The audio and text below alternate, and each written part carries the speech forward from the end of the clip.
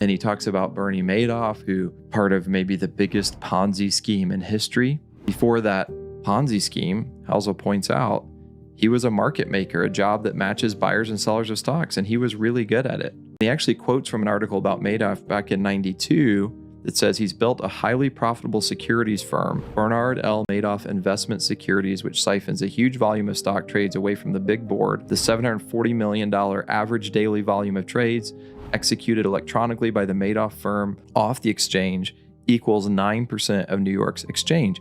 And Housel points out this isn't somebody who just didn't realize at the time that he was involved in a Ponzi scheme. This was legitimate business that he initially did before he started the Ponzi scheme. Former staffer said the market-making arm of Madoff's businesses made between $25 million and $50 million per year. In other words, his legitimate, non-fraudulent business was a huge success. It made him very, very wealthy, and yet he committed fraud that would send him to prison, I think probably for the rest of his life, because he wanted to make more.